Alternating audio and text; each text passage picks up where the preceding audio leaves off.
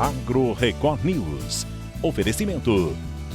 Bradesco. Contrate crédito rural e concorra a tratores 0 km.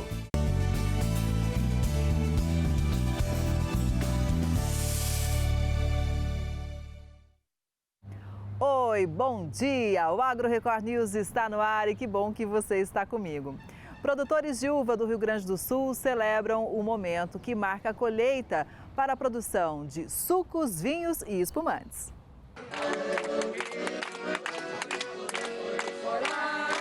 Toda essa cantoria tem motivo.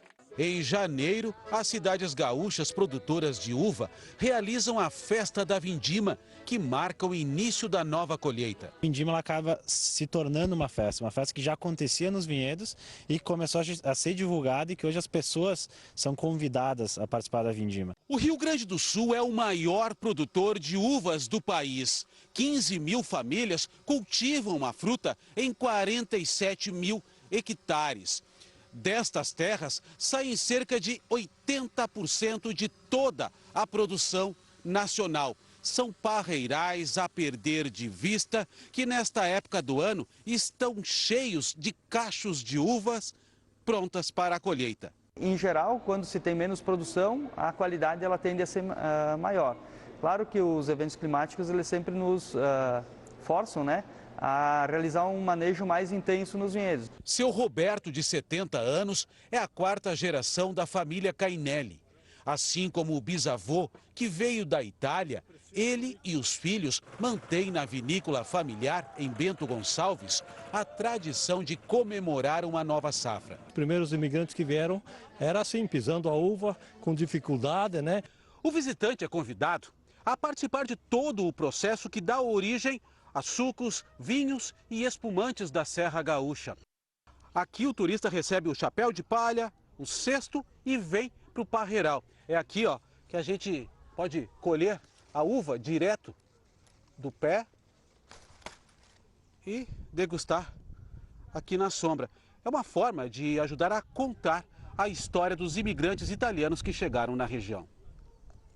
Em meio aos parreirais, um piquenique recheado de opções para os visitantes. Tá lindo demais, nunca vi uma coisa assim, maravilhoso. É divertido, acaba se divertindo também, né? Sim, com estresse, tira o estresse da gente e tudo.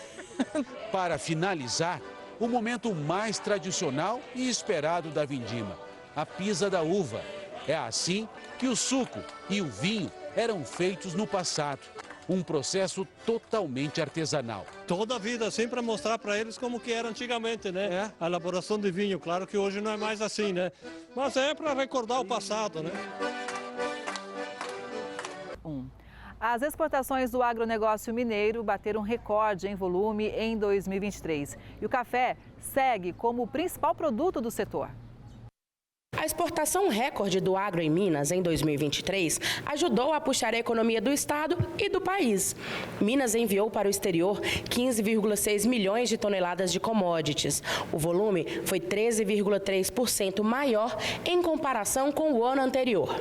Café, complexo soja, sucro alcooleiro, carnes e produtos florestais foram os principais segmentos exportadores. Mais de 175 países do mundo receberam os produtos de Minas, com destaque para os grandes parceiros, como a China, Estados Unidos, Alemanha, Itália e Japão. O destaque em produtos, a gente pode falar do setor sucro-alcooleiro, que quase 2 bilhões de dólares exportou para outros países, sendo o açúcar correspondente a 95% do volume exportado. No que diz respeito aos produtos florestais, as exportações de celulose, madeira, papel e borracha somaram 1 bilhão de dólares e 1,6 milhões de toneladas, representando um aumento de 10% na receita e 19% no volume.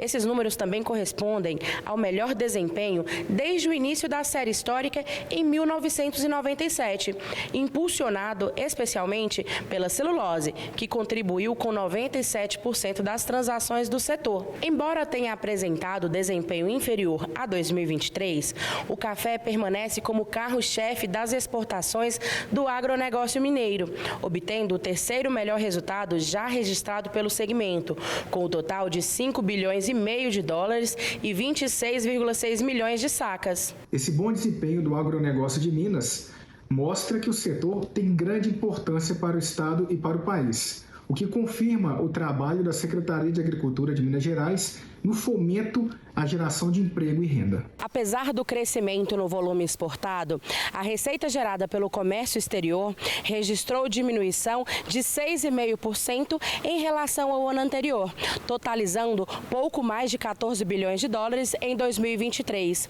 Esse declínio ocorreu por conta da redução dos preços das commodities do mercado internacional, com a queda média de 17%. Vale a pena lembrar que as exportações do agro representam 36% de tudo que Minas vende para o exterior. Muito representativo.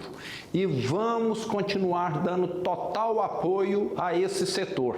Queremos mostrar para o Brasil e para o mundo que temos aqui produtos de altíssima qualidade, muito competitivos. A China se manteve como o principal parceiro comercial do agronegócio mineiro, respondendo por 33% das compras, seguido pelos Estados Unidos 8%, Alemanha 7%, Itália e Japão 4%. Em 2023, mais 9 países estrearam suas transações com o setor, incluindo Ruanda, Bielorrússia, Tonga e Bósnia e Herzegovina.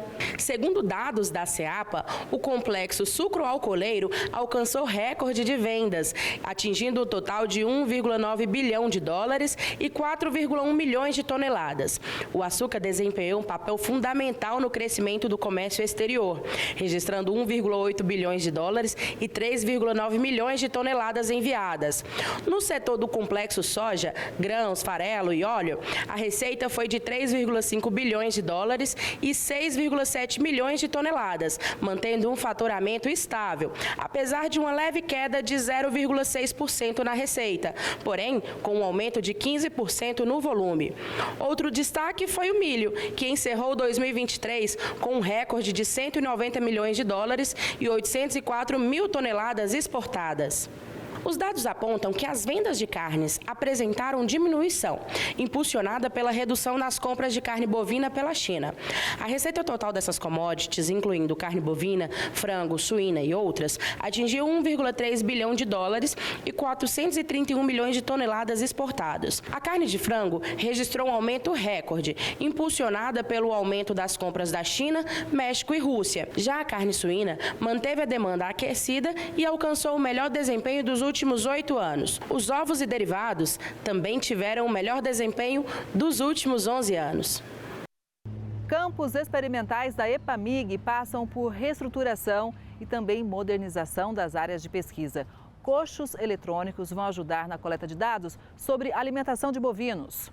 Nos municípios de Uberaba, no Triângulo Mineiro, e Felizlândia, na região central do estado, os campos experimentais da EPAMIG estão passando por intervenções para reestruturação e modernização das áreas de pesquisa. As melhorias incluem a instalação de coxos eletrônicos para auxiliar na coleta de dados referentes à eficiência alimentar de bovinos. Com o intuito de modernização das pesquisas na EPAMIG, estão sendo instalados novos equipamentos e reforma de instalações para a melhoria dessas pesquisas. Nesse sentido, nós podemos destacar os coxos automatizados que estão sendo instalados para pesquisas em bovinoculturas. A proposta é coletar informações sobre o aproveitamento alimentar dos animais com base em dados individuais. A identificação de cada animal é feita por meio de um chip implantado na orelha, detectado pelo coxo na hora da alimentação. Um dos principais objetivos desse coxo é avaliar a eficiência alimentar dos animais. O que seria isso? É avaliar aquele animal que consome certa quantidade de alimento e consegue produzir mais do que os seus semelhantes, em carne e em leite. Qual que é a importância disso para os nossos produtores? Como o custo mais alto da produção animal está relacionado com a alimentação, aquele animal que tem uma maior eficiência em aproveitar um alimento e produzir mais, teoricamente, né, lógico, ele vai proporcionar maior rentabilidade para os nossos produtores. Então, ele gastaria menos dinheiro na alimentação, né, e geraria uma maior quantidade de carne e de leite. A adoção do sistema automatizado vai permitir mais precisão nos dados coletados e, com isso, mais assertividades para a pesquisa, além de poupar mão de obra. Os equipamentos vão contribuir para o acompanhamento da conversão alimentar de cada animal e também em trabalhos de avaliação nutricional. Então, é de grande importância para o melhoramento genético esses estudos, onde nós conseguimos avaliar, né, através dessa tecnologia, aqueles animais superiores para esse desempenho. De acordo com a EPAMIG, no campo experimental de Felizlândia, o sistema já está em fase final de implantação. Já o campo experimental Risoleta Neves, em São João del Rei, no Campo das Vertentes, deve ser a próxima unidade da EPAMIG a receber coxos automatizados. O preço da cenoura subiu 146% na parcial de janeiro e, segundo o CPEA, isso é resultado da quantidade de chuva nas regiões produtoras. O mês de janeiro foi marcado pela expressiva valorização de 146% das cenouras, quando comparada ao mês anterior, com a suja sendo comercializada a R$ 120 a caixa de 29 quilos em Cristalina, Goiás, e São Gotardo, Minas Gerais. As principais regiões produtoras contaram com um elevado índice pluviométrico na primeira quinzena de janeiro, prejudicando as plantações e reduzindo a oferta. Em Caxias do Sul, Rio Grande do Sul, as fortes chuvas também continuaram atrapalhando o plantio e a colheita e obrigando produtores a consumirem raízes de outros estados, como Santa Catarina. Em Irecê, na Bahia, as chuvas estão sendo necessárias para o abastecimento dos reservatórios, que estiveram em baixos níveis nos últimos meses. Por outro lado, as lavouras foram afetadas com um aumento de descartes e incidência de doenças. Apesar de 2023 não ter sido um ano fácil para a produção leiteira, o clima agora é de otimismo, com a previsão de mercado para 2024. O Wilson e a Neidmar trabalham com a produção leiteira há quase 8 anos. Entre erros e acertos, eles conseguiram encontrar o caminho para se manterem nessa atividade. Foram alguns períodos de aprendizagem, mas hoje ele e a mulher comemoram um bom momento. Com 22 vacas da raça Girolando em lactação, conseguem uma produção diária de 640 litros de leite. Isso significa que a genética do rebanho, com o manejo calculado da maneira ideal, eles têm conseguido uma média de 29 litros por vaca em 2 ordenhas diárias. A palavra-chave que tem na produção de leite fala-se eficiência, mas eu sempre falo, até para ser eficiente tem limite. Porque uma vez que os custos estão muito elevados, por mais eficiente que você seja, da porteira para fora você não controla. A fazenda é altamente produtiva. O que o rebanho consome de capim, conhecido como volumoso, vem dos pastos rotacionados, que são divididos em piquetes. O gado fica 2 dias no piquete, depois passa para outro, e assim vai rodando, e o capim cresce mais rápido e evita que o gado pise em cima o tempo todo. Por isso, o capim está sempre grande, e na época da seca, a silagem do milho produzido aqui contribui para a nutrição animal. Mas o cenário de quem lida com leite não é fácil não. 2023, por exemplo, foi um ano complicado. A gente viu aí que chegamos ao final do ano já com o leite tendo preços aí realmente praticados, na maioria das vezes incapaz de cobrir custos, de produção. Então assim, chegou bem limitado para a maioria dos produtores. O rebanho é top de linha. Ao observar, dá para perceber que é bem cuidado. E claro, por isso o Wilson nem pensa em desistir da atividade leiteira. Pelo contrário, está otimista neste ano. A gente busca um equilíbrio dentro disso daí, porque a gente precisa entender, vai ter margem? Vai ter margem positiva? Esse é o grande desafio. No ano passado, o casal chegou a conseguir vender o litro de leite, no melhor momento, a R$ 3,87. E agora, em janeiro, época das chuvas e pasto em fartura, estão recebendo R$ 2,38. Valor bem acima do comercializado por outros criadores, que está girando em torno de R$ 2,00 no campo. Segundo a Neidmar, a empresa de laticínios que compra a produção deles valoriza algumas práticas essenciais, como a qualidade do leite e sustentabilidade. E isso reflete no valor do litro. Como que vocês conseguem 38 centavos a mais do que os outros produtores? O que vocês fazem aqui na propriedade que consegue ter isso? Qualidade e eficiência, Leonardo. Porque o que acontece, se a gente faz isso com perfeição, busca de conhecimentos, a gente consegue agregar mais valores. O fim do ano foi mais puxado para o criador do rebanho leiteiro. O custo da produção subiu 1,3% em novembro e essa alta foi puxada pelo preço dos concentrados. Isso é o que aponta o índice de custo de produção de leite da Embrapa, que no fim, juntando tudo, representa cerca de 30% do custo total de produção. Esses concentrados são rações e alimentos que proporcionam energia para o animal e, consequentemente, ajudam na produção de leite. O preço da ração subiu quase 4% em novembro de 2023 e foi puxado pelo aumento do valor do farelo de soja e milho. Se no mercado, para o consumidor, alguns produtos à base do leite tiveram redução de preço, no campo não é assim. Mas na roça, para dar lucro, o produtor precisa ter atenção com as contas e quase fazer malabarismo, mas sempre com o pé no chão e com custos na palma da mão. Quando você vê que você precisa de um teto de custo com o concentrado, quando ele sobe muito e esse teto começa a se escapar, você pode ver que às vezes lá na outra ponta vai faltar. É que a gente chama fechar no vermelho. Então assim, quando você tem esses tetos de investimento na produção do leite, a gente está sempre aí puxando numa ponta, esticando na outra, tentando equilibrar esses custos. Então esse é o grande desafio, é equilibrar custo, porque não tem como produzir com custos baixos. Segundo a Secretaria de Agricultura, Pecuária e Abastecimento de Goiás, a SEAPA, o ano passado foi mais puxado para o criador e esse ano de 2024 poderá ser um pouco melhor para quem produz leite. A expectativa é que se haja um aumento no consumo de leite para o estado, para o país de modo geral, e isso também se reverbere para o estado de Goiás, conforme já mostram os dados, inclusive do Milk Point, e isso traz para a gente um cenário de aumento de consumo que pode vir a influenciar no preço pago do produtor rural. É um ano de atenção, exige atenção também em 2024, mas a expectativa é que seja um pouco melhor e que se mantenha um pouco mais regular, tanto com o preço pago ao produtor, quanto às margens da indústria e de todo o setor produtivo.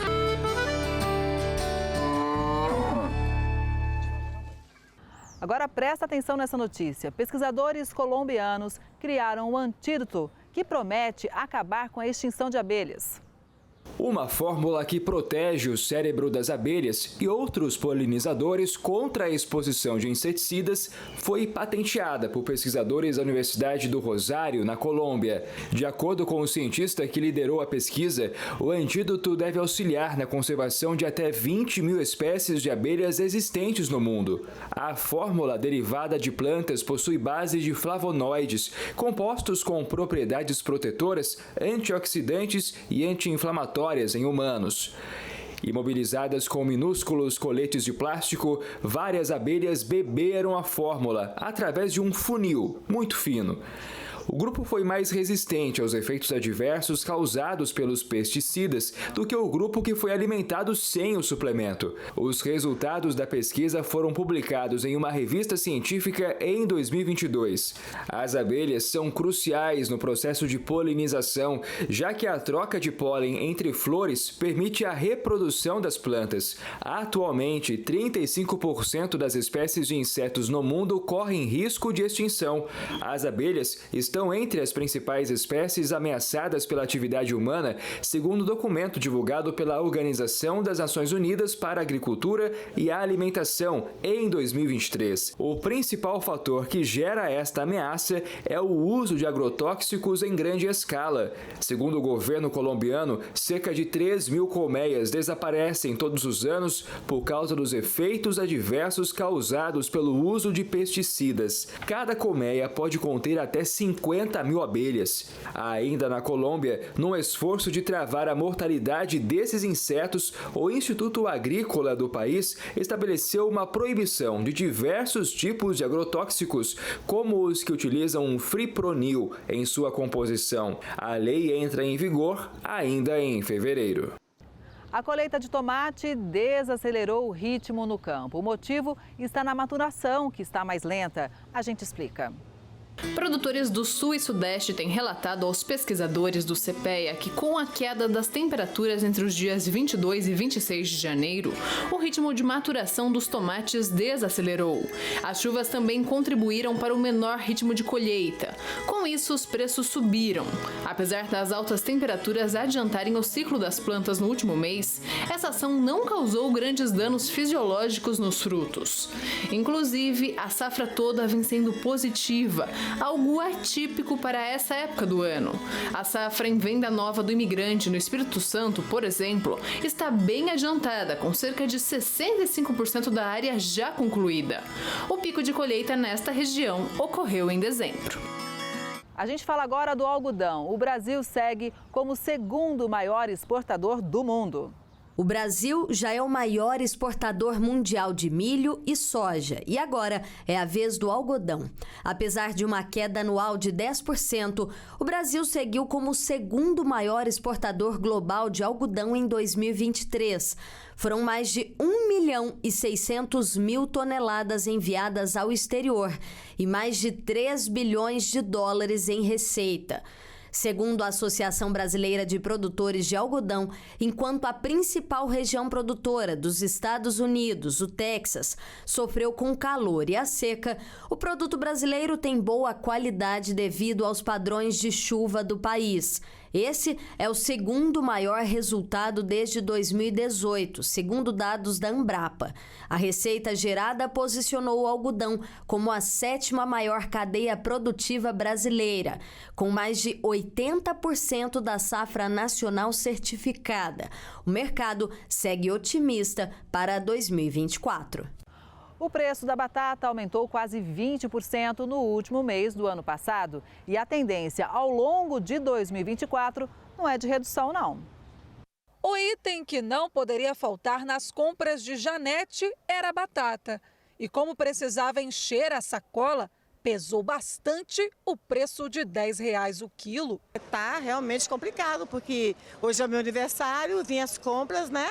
Fazer uma mocotosada, só que a batata R$10 o quilo, tá complicado, tá difícil. Em Campos dos Goitacazes, mesmo no mercado municipal, que conta com preços populares, os consumidores perceberam altas nos produtos do setor de hortifruti. O tomate mesmo eu gostei do preço, tá R$3. Tá bem melhor, é. E a batata tá R$10? A cenoura tá R$7,90, R$8, tá muito cara também. Ah, batata, tomate, tá tudo caro, menina. Hoje ninguém pode comer quase mais não.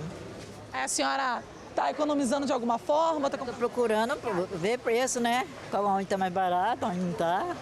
Pesquisando bastante. Bastante. O índice de preços do consumidor amplo indica que o preço da batata ficou 19,9% mais alto em dezembro de 2023. Entre as principais razões estão as mudanças climáticas. É importante entender que efeitos climáticos relacionados ao Ninho elevaram o preço de hortaliças ao redor do Brasil e de outros itens também do IPCA. Então, por uma questão de oferta e demanda, o preço aumentou e é importante também entender que no final do ano, como várias receitas natalinas levam batata, como o bacalhau junto com batata, isso gera uma demanda ainda maior pelo produto e que leva a um aumento do preço naturalmente. Só no estado do Rio, a batata valorizou em 10,34% neste início de ano. Mas calma, há boas opções de substituição. E o nutricionista Daniel vai apresentar esses alimentos para a gente. Daniel, primeiro a gente vai começar com o aipim. Com o aipim. Eu acredito que o aipim, ele é ótimo, né? Além de valor nutricional, porque a gente também tem que pensar nisso, né?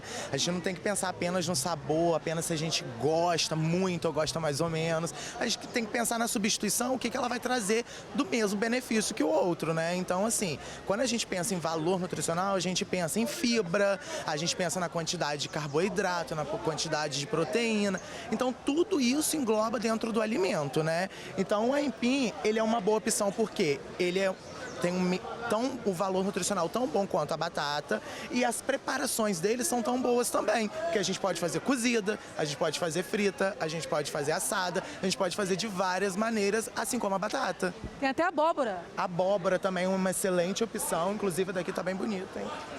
Abóbora, batata doce que tem ali também, a gente consegue fazer em forma de purê de batata, assim como a batata inglesa, né? O aipim, a mesma coisa. Então, assim, são alimentos que vão trazer valor nutricional com uma quantidade de fibras boa, né? Uma quantidade de carboidrato, um parecido com o outro e, ao mesmo tempo, vai te dar opções de preparação, de modos de preparo, né? E existem formas de aproveitar ao máximo o alimento para fazer render nas refeições. A gente tem que se atentar sempre, né, ao modo de preparo, a forma como a gente vai descascar esse alimento, né, pra gente não perder muito além da casca, porque às vezes a gente vai descascar de forma errada, não sabe manusear direito e aí acaba perdendo mais batata, né, do que deveria.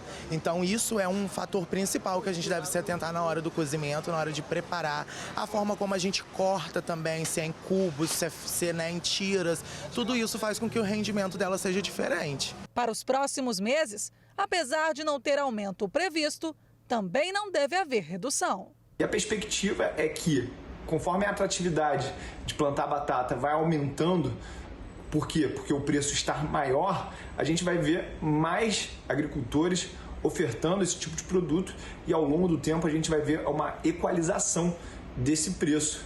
Então a perspectiva é que esse aumento ele seja cada vez menor ao longo do tempo, mas a gente não vai ver esse preço retroceder aos patamares anteriores. A instabilidade climática é um dos fatores que levaram ao aumento de preço dos alimentos desde o ano passado. Então, o jeito é pesquisar bastante. Milena é proprietária de um restaurante. Além de preparar quentinhas fitness, verduras, hortaliças e carne compõem praticamente todos os pratos. Ultimamente, ela tem percebido uma variação nos preços dos alimentos. A gente, quando vai ao supermercado, principalmente na área de hortifruti, a gente percebe uma alta, né, nos preços. Legumes, verduras, hortaliças, mas principalmente legumes, com os quais eu mais trabalho. Ela destaca que diariamente vai ao mercado e sempre percebe alteração nos preços, mesmo que sejam poucos centavos. Pois eu estou no supermercado todos os dias, né? E aí a gente percebe, assim, que o aumento vem gradativo. Acho que para o consumidor não perceber muito que está aumentando, mas eu percebo porque eu vejo, faço cotação todos os dias. Apesar da elevação nos valores, Milena ainda não repassou estes aumentos aos clientes, mas é questão de tempo. E o que a gente faz? Dá um equilíbrio para que o cliente não sinta isso, né? E a gente não precise reverter isso ao cliente. Um levantamento da Associação de Supermercados do Estado do Rio de Janeiro identificou como instabilidade climática a inflação de 1,4% no mês de dezembro em relação a novembro por conta dos grãos. Inclusive, a deflação com carne e leite. Inflação, deflação, o que significa cada palavra dessa? A inflação, tecnicamente, é uma evolução dos preços de forma generalizada e ao longo do tempo. Então, quando eu olho, o preço da carne subiu 5% esse mês, só isso é inflação? Tecnicamente não. Para eu falar em inflação, eu tenho que olhar outros produtos ao longo do tempo e perceber que eles estão evoluindo de preço constantemente. Então, a inflação é esse aumento contínuo, generalizado de vários preços na economia. A deflação é o efeito contrário, é a queda contínua e também generalizada de preços na economia. Significa que uma série de produtos, eles no mês seguinte vão custar menos do que eles custavam agora, e assim sucessivamente. Atualmente, a cesta básica no estado do Rio é a quarta mais cara do Brasil, no valor de R$ 738,61. E apesar dos recentes aumentos, o valor do conjunto dos alimentos básicos acumulou deflação de 1,9% ao longo de 2023. O especialista explica que a deflação pode ser mais prejudicial do que a inflação. Muitas vezes a gente acredita que não, mas a deflação, que é a queda dos preços, ela pode ser mais prejudicial, uma vez que quando os preços estão caindo, os consumidores eles tendem a esperar e postergar o consumo, e isso, quando é feito ao longo do tempo, desincentiva, por exemplo, a produção, o empresário ele é obrigado a demitir pessoas, já que ele não consegue vender, e aí a deflação, embora a gente muitas vezes pense que não, ela pode ser ainda mais perigosa para a atividade econômica do que a própria inflação. A economia é uma busca eterna pelo equilíbrio financeiro, em um jogo onde não se ganha sempre. Normalmente a economia é cíclica, né, em diversos aspectos. Então, por exemplo, uma vez que os preços de alimentos subiram muito, o que aconteceu? Os empresários prestaram atenção que estava muito atrativo cultivar alimento e ele começa a comprar área, aumentar a produtividade, comprar maquinário e essa produtividade começa a subir, a produção começa a subir. Mas chega num ponto em que ela sobe além do aumento da própria demanda. E aí você tem um efeito inverso. Você tem um aumento nos estoques e você precisa baixar preço para continuar subindo. Então esse movimento cíclico ele é típico da economia e é normal que ao longo do tempo, dentro de uma economia ajustada, a gente observe que após um aumento mais forte dos preços, a gente tem uma acomodação. No que se refere à alimentação, Milena é um exemplo do dia a dia.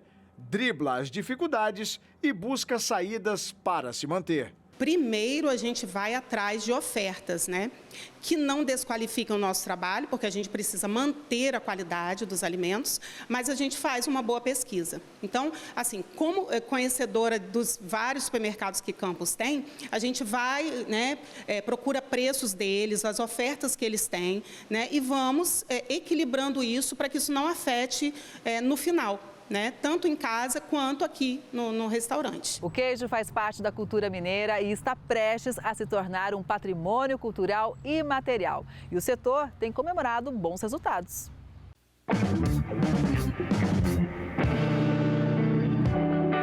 Se tem uma coisa que todo mineiro adora, isso é o queijo. Um dos principais símbolos da identidade cultural e gastronômica de Minas Gerais é celebrado dentro e fora do país. E a iguaria tem importante contribuição para o desenvolvimento do estado. De acordo com o Sindicato da Indústria de Laticínios de Minas Gerais, do volume total de toneladas de queijo produzidos no Brasil, cerca de 40% tem Minas Gerais como origem. No estado são fabricados diversos tipos, com destaque para os artesanais. Temos no estado mais de 9.000 estabelecimentos produtores, sendo em torno de 3.000, 3.100 agroindústrias que produzem queijo. A produção estimada total são de 34.000 toneladas por ano. Então, o queijo hoje ele é muito mais do que um alimento, né, do estado de Minas Gerais.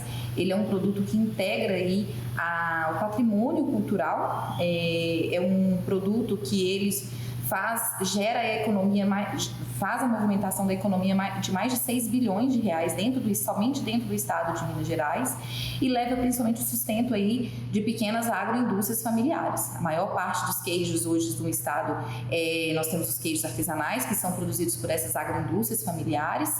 Então ele faz parte aí não só da renda familiar, mas da cultura, né, desses pequenos produtores rurais que nós temos no estado de Minas Gerais. Atualmente, Minas Gerais possui 10 regiões caracterizadas como produtoras de queijo Minas artesanal: Araxá, Campo das Vertentes, Canastra, Cerrado, Diamantina, entre Serras de Piedade e Alcaraça, Serra do Salitre, Serras da Ibitipoca, Cerro e Triângulo Mineiro. Além delas, Minas também conta com 5 regiões caracterizadas como produtoras de outros tipos de queijos artesanais: Vale do Suaçuí, Serra Geral, Alagoa, Mantiqueira e Jequitinhonha. A produção queijeira faz parte da economia local de várias regiões de Minas Gerais. Feitos de forma artesanal há séculos, os queijos mineiros representam o trabalho de várias gerações de produtores e hoje são reconhecidos dentro e fora do Brasil. O queijo chegou em Minas Gerais junto com a chegada dos europeus. Com a chegada daquele grande número de pessoas, onde não tinha tantas opções de alimentação e principalmente de conservação de alimentos, a estratégia de transformar o leite em queijo foi trazida pelos europeus e até hoje um grande sucesso. Tornou-se um dos pratos mais típicos de Minas Gerais. Para celebrar o produto mais famoso do estado, o governo de Minas tem promovido diversas ações que incentivam a produção e colaboram com a divulgação dos queijos. Temos aí o projeto Queijo Minas Legal, por exemplo, que é uma parceria com o Ministério Público que visa regularizar as questões das queijarias em Minas. Temos também reconhecimento de vários outros tipos de queijo, como queijo casca florida, suaçuí, cabacinha, requeijão moreno.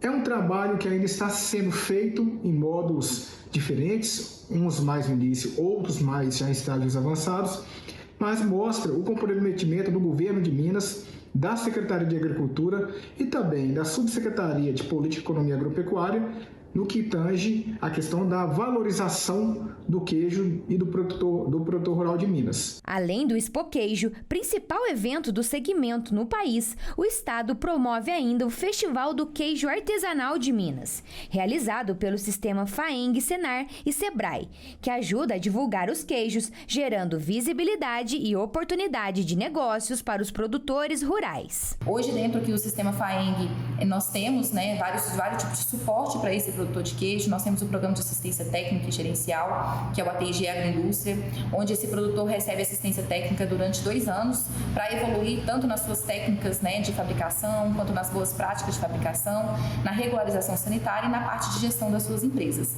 Como também temos diversos cursos dentro daqui da formação profissional rural, para que esse produtor possa cada vez mais se capacitar e oferecer um produto de qualidade para os consumidores. Os produtores de uvas estão satisfeitos com a qualidade das frutas nesse começo de ano, mas os preços seguem em baixa nas regiões produtoras. Em São Miguel Arcanjo, no interior paulista, o mercado de uvas foi bastante lento entre os dias 22 e 26 de janeiro.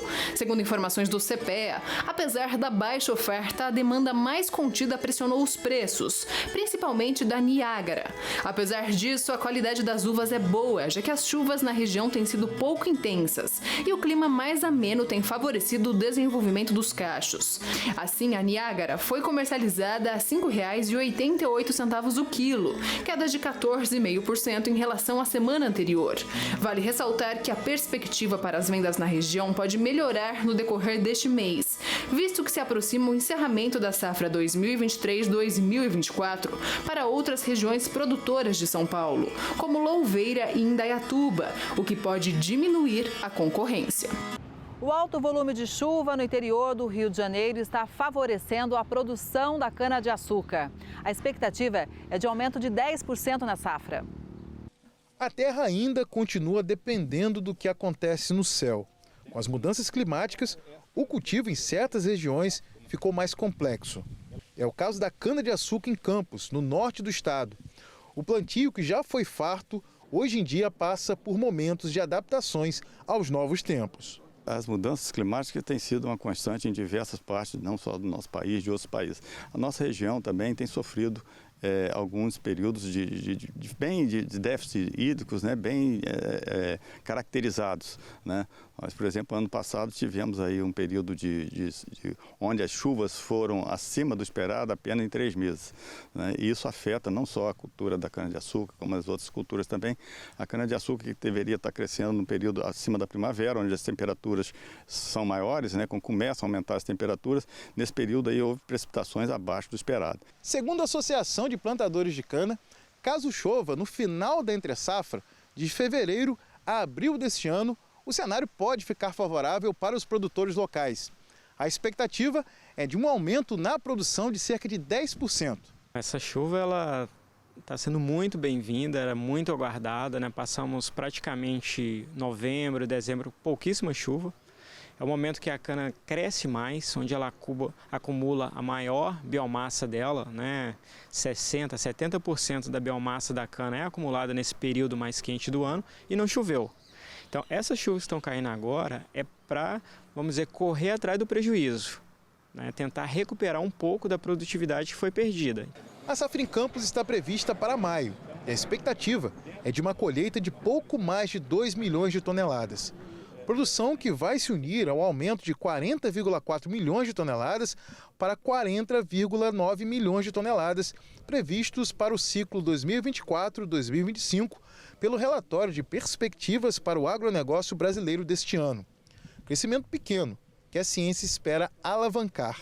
Há uma expectativa, né, que essas novas variedades de cana-de-açúcar, elas tragam aumento de produtividade para a região. Por quê? Porque a maioria delas estão sendo testadas, avaliadas, pesquisadas aqui. Então, já se adaptando, né, já sendo selecionada para essas características aqui da região. Para não ficar apenas esperando a solução cair dos céus e dar mais suporte para as pesquisas e aos produtores locais, a política pode ser mais um meio de incentivo para a produção em tempos de mudanças climáticas. A nossa região já está comprovadamente caracterizada com as características que enquadram os climas como semiárido, ou seja, precipitações aí na ordem menores, até muitas vezes, como foi o caso do ano passado, abaixo de 800 milímetros, índice de aridez e também aí a questão dos dias que sofreram déficit hídrico também durante o ano que passou. Então, não só durante o ano que passou, isso já vem ocorrendo aí já há vários anos na região e os estudos, principalmente aí desenvolvidos pelo ENF, pela própria Universidade Rural também, têm caracterizado isso de forma bem clara, essa necessidade, né, que eu acho que de alguma forma vem a beneficiar a nossa região em termos de fiscais, em termos até de algum incentivo para que nossa região também possa ficar competitiva em todos os aspectos do agro. As exportações globais de café registraram crescimento no fim do ano passado. Os dados são da Organização Internacional do Café. O total das exportações de café em nível global atingiu um volume físico equivalente a 10 milhões e 600 mil sacas de 60 quilos, isto no mês de novembro de 2023. O número representa um aumento de 4,2% se comparado com o mesmo volume embarcado em novembro de 2022. No mês de novembro de 2023, destaque para a exportação de cafés da América do Sul, maior região produtora do grão. Foram mais de 6 milhões de sacas de 60 quilos, aumento de 24,7% em relação a novembro de 2022. O principal fator para este aumento das exportações da América do Sul foram os embarques dos cafés do Brasil, que cresceram 21,1%. Destaque para os embarques do café robusta, que saltou de 90 mil sacas em novembro de 2022 para o equivalente a 860 mil sacas em novembro do ano passado, aumento de 850,2%. As exportações de novembro de 2023 são as mais altas já registradas no Brasil para o café robusta. Os dados foram divulgados pela Organização Internacional do Café no relatório sobre o mercado de café de dezembro de 2023. Avaliando ainda o mês de novembro do ano passado, as vendas de café da África caíram 13,5% para pouco mais de 1 milhão de sacas. Os embarques também caíram na Ásia e Oceania, com queda de 18% e cerca de 3 milhões e 100 mil sacas. No bloco do México e América Central, aumento de 15,7%, com soma de 410 mil sacas em novembro de 2023. A movimentação de turistas em áreas litorâneas no Rio de Janeiro tem reflexo direto nas vendas de frutos do mar. Em Macaé, por exemplo, as vendas dispararam.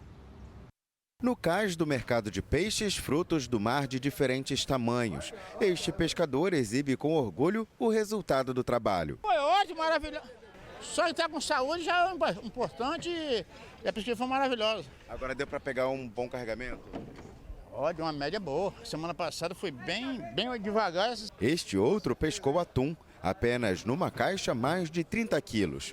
Mas isso é uma amostra do que passa pelo cais. Aqui são descarregadas por dia 20 toneladas. Os peixes mais comuns nesta época do ano são pescadinha, corvina, guete e peruá. Além da boa produção, os pescadores também têm um bom escoamento. Os caminhões carregados seguem para o Rio de Janeiro e São Paulo. Além disso, a maior movimentação turística em Macaé tem favorecido as vendas. Peixarias, bares e restaurantes têm buscado os frutos do mar em maior quantidade. O peixe encosta, né, que o peixe vem fazer a desova na beira. E o preço do peixe também é valorizado, porque tanto os hotéis, posada, está cheio de turista, então o consumo aumenta muito. É onde valoriza o peixe e também a quantidade de pescado também melhora bastante para o pescador fornecer. O saldo é positivo também aqui no mercado de peixes. No local, as vendas aumentaram cerca de 50% em janeiro, no comparativo com os meses anteriores.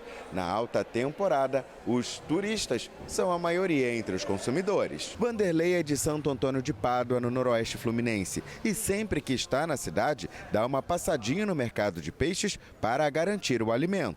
Sempre consumindo, por isso que está muito bom em Macaé, né, do peixe aqui. E também eu tenho problema de saúde, né? Diabetes, tem que consumir um peixe, né?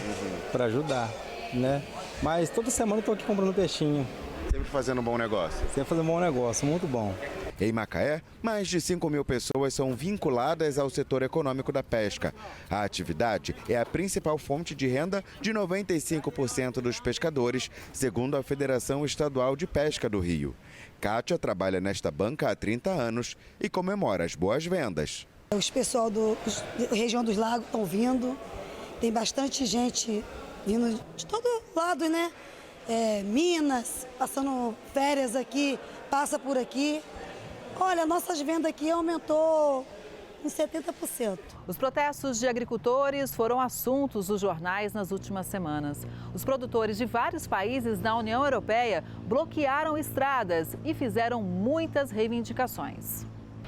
As autoridades francesas disseram na sexta-feira que o pior de uma crise que viu os agricultores bloquearem estradas por dia já passou, quando os manifestantes começaram levantando barricadas. Mas as manifestações persistiram em outras partes da Europa, incluindo Espanha, Itália e Grécia. Em alguns dos mais violentos protestos em toda a União Europeia, os agricultores franceses estiveram em vigor durante mais de uma semana, usando tratores para bloquear estradas importantes para Paris e outras autoestradas importantes em todo o país. As queixas dos agricultores vão desde regras ambientais pesadas até importações baratas de produtores de países fora da União Europeia, incluindo a Ucrânia. Em 1º de fevereiro, 2 dos principais sindicatos agrícolas da França anunciaram a suspensão do protesto. O primeiro-ministro da França já havia prometido dinheiro, uma flexibilização das regulamentações e proteção contra a concorrência desleal. As autoridades disseram que muitos bloqueios de estradas em todo o país estavam sendo levantados ou atenuados e os agricultores continuaram a retirar os tratores das ruas, embora alguns bloqueios permanecessem em vigor. Em vários outros países europeus, incluindo Itália, Espanha e Grécia, os agricultores disseram que os protestos continuariam. Na Espanha, 3 principais sindicatos agrícolas afirmaram no dia 2 de fevereiro que continuariam com a mobilização após uma reunião com o ministro da Agricultura, que se comprometeu a trabalhar para enfrentar a crise. Na Itália, agricultores conduziram um comboio de tratores pela cidade siciliana de Ragusa e os manifestantes também bloquearam o porto de Cagliari, na ilha vizinha da Sardenha. No dia 1º de fevereiro, milhares de manifestantes da Europa reuniram-se em Bruxelas, obstruindo as ruas com 1.300 tratores. O sindicato agrícola de uma importante comunidade rural francesa disse que os tratores poderiam voltar às ruas dentro de alguns dias, caso todas as reivindicações não sejam atendidas. Aqui no Brasil, por causa da chuva, o milharal está bonito e o produtor satisfeito com o que vai colher. O preço da saca deve aumentar. É a primeira vez que o Seu Gil, como é conhecido na região, cultiva milho próprio para pamonha. Ele plantou quase 3 hectares e a produção está surpreendente. As espigas estão grandes e o milharal está bonito. Mas em novembro do ano passado, o atraso da chuva assustou. Foi muito terrível. Como muitos amigos meus aí também, já conversando com eles passaram por isso. Mas eu tive sorte. Graças a Deus. O resultado está aí, você está vendo, né?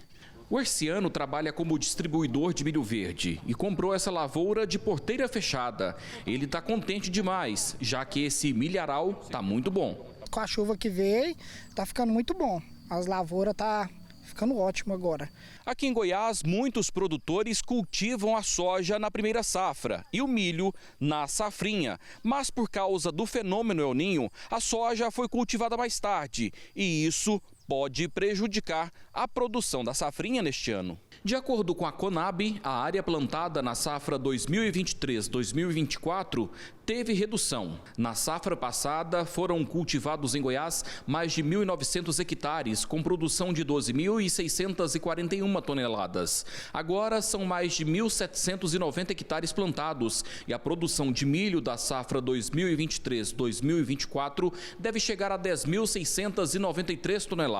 Já o preço da saca está sendo comercializada entre R$ 64,00 no Paraná a R$ 80,00 em Campinas, São Paulo. Para o mercado futuro, a saca poderá chegar a R$ 100,00. Segundo o boletim Agro em Dados da Secretaria de Agricultura e Pecuária, Goiás está em segundo lugar em exportação, sendo responsável por 9,4% de todo o milho exportado, atrás apenas de Mato Grosso. A gente tem acompanhado o progresso dessa safra 23-24 e, embora se ainda esteja finalizando a semeadura do milho primeira safra, que não é a nossa maior produção se concentra principalmente no milho de segunda safra, sendo responsável por quase 80% da produção goiana, a gente tem conferido esse progresso. A expectativa ainda preliminar é que Goiás se consolide no 4º lugar nacional de produção e a expectativa quanto aos preços é que se haja, em médio prazo,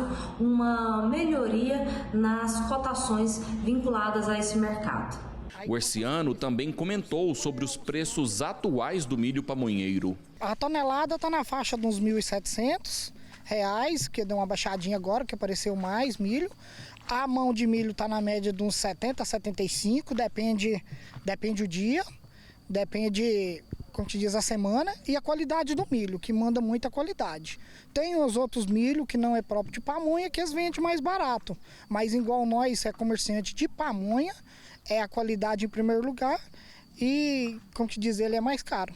E no período da seca, além de buscar milho verde em outros estados, o preço deve aumentar. Vai subir bastante porque está difícil produzir. Como te diz, aí nós está acreditando aí para mais de quase R$ 3.000 a tonelada no tempo da seca, do próprio de pamonha, 10,51. E a mão de milho é para ir para R$ 100. Deus, como te diz, se Deus ajudar nós, como que diz, vai ter uma produção muito boa. O preço do frango recuou quase 3% em janeiro. A gente explica o motivo. Levantamento do CPEA mostra que os preços da carne de frango caíram em janeiro. A pressão veio do aumento da disponibilidade interna decorrente da queda nas exportações e da demanda doméstica enfraquecida. No atacado da Grande São Paulo, a cotação média do frango inteiro resfriado foi de R$ 7,03 o quilo no primeiro mês do ano, recuo de 2,6% frente a dezembro do ano passado. Para o produto congelado, a baixa foi de 2,5% a R$ 7,04 o quilo. Já o frango vivo se sustentou no período, refletindo a estratégia do setor de ajustar o alojamento de aves de corte com a demanda interna. O preço médio do animal no estado de São Paulo foi de R$ 5,11 o quilo, praticamente estável em relação ao mês anterior. Vale lembrar que em junho de 2023, o vivo havia sido cotado ao menor valor desde fevereiro de 2021, de R$ 4,44 o quilo. É cada vez maior o movimento nas feiras livres em Campos dos Goytacazes, no Rio de Janeiro. E os produtos orgânicos são os mais procurados. Nos tabuleiros, alface, cheiro verde, hortelã, batata doce, rúcula, entre outros alimentos. Tudo direto do produtor para o consumidor. Por ser um período de alta temporada, 60 barracas oferecem produtos fresquinhos na Feira da Agricultura Familiar e do Pescado todos os sábados. Tá levando o que para casa hoje? Tudo de bom, verduras, legumes, frutas, tudo que tem aqui na feira. Tudo fresquinho para a nossa alimentação. Hoje é sábado, eu estou aqui na feira, sempre comprando jaca, o aipim, eu compro aqui, a verdura, eu compro aqui, que é mais fresco, né? E também porque você incentiva o produtor local, né? Os produtos encontrados na feira, que acontece todos os sábados no litoral campista, também podem ser adquiridos durante a semana em outros locais da cidade. Uma forma de fomentar a economia e gerar lucros para produtores da região. A gente só não tem a feira no domingo e na segunda. De terça a sábado ela tem um atendimento, cada dia num local diferente. Na terça-feira ela funciona na Praça da República, no centro da cidade. Quarta-feira ela está no Parque Tamandaré, próximo ao Colégio Salesiano. Quinta-feira ela retorna lá no Flamboyant e no IPS. Sexta ela retorna na Praça da República e também lá próximo da TV Record. No sábado tem na Parque Leopoldina, próximo ao Rosário do Saco, e aqui no Farol. As feiras da agricultura familiar e do pescado apoiam os pequenos agricultores e comunidades locais, contribuindo para a economia regional. Ao escolher produtos orgânicos, os consumidores optam por um estilo de vida mais saudável e sustentável. Você ingere o alimento em si, os nutrientes do alimento, mas não ingere defensivos agrícolas, né? Não ingere inseticidas, não ingere outros produtos que depois vão se acumular no seu organismo e vão te prejudicar, né? Antes da feira, que existe há 33 anos, o produtor dependia do atravessador para levar o que produzia até as feiras. Com a dependência, o retorno financeiro não era o desejado. Hoje, a realidade é outra. A produção chega direto para o consumidor, que além do preço justo, se beneficia com a qualidade. A gente não usa agrotóxico, a gente trabalha assim... No máximo que a gente possa botar é um adubozinho de esterco.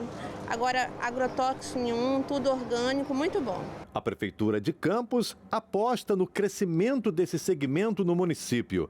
Tanto que foram investidos recursos na padronização das barracas e uniformes para os feirantes. Caso você seja um dos interessados em se cadastrar, a oportunidade existe. Entrar em contato com a Secretaria Municipal de Agricultura, que lá o Almir e a equipe vai ter um atendimento, ou na própria feira, procurando a coordenação. A gente faz um pré-cadastro e imediatamente a gente está conseguindo, para nossa ampliação, atendê-los. O Agro Record News de hoje vai ficando por aqui. Muito obrigada pela sua audiência e, claro, eu espero você no próximo programa. Até lá!